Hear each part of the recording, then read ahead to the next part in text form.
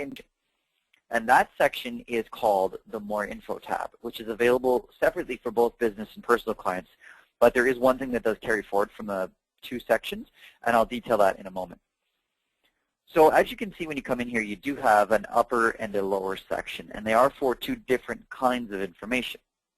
The lower half is then to log every other kind of communication you may receive from your clients over time. Now the thing is, when you first begin using the program, you're going to find that there are no communication types to choose from in this list.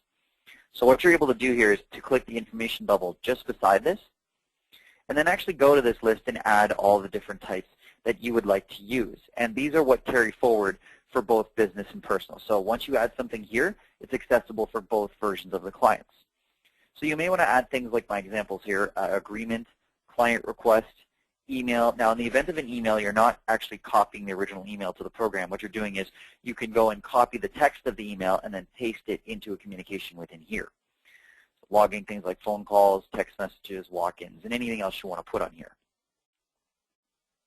Once you have your items in the system, you can then choose to say which type you're adding and go from there.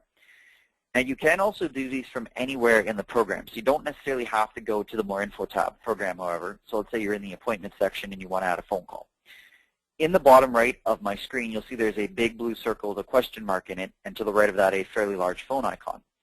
The blue circle is the same as the green button for the upper section. The phone icon is the lower section.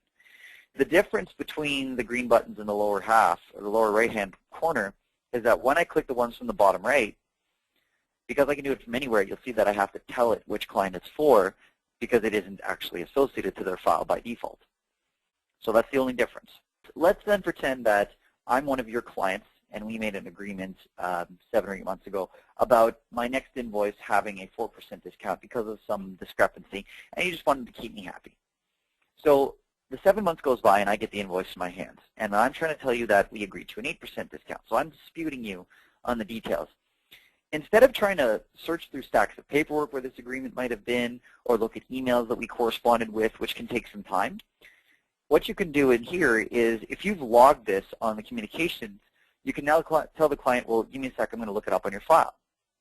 So we can open up the advanced form for the lower section, and then we can go and open up the magnifying glass, and we can specify what we're looking for. Now, as you can see, it's searching by my name by default. I'm going to take out the intended recipient, and you might want to also remove the resolved status because you may or may not be sure whether or not it was resolved. So what's really important here, though, is I want to search by the type, agreement, and then definitely by the client that we have in question here. And if you know the date range, you can even pull that up, or you can just leave this blank and search all date ranges. And the program will immediately turn around and give you the agreements you've laid on that client's file within that time period.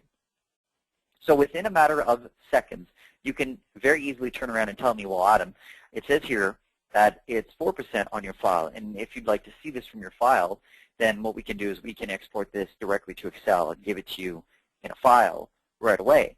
Normally, because you find it so quickly, your client is generally going to be in agreement with you.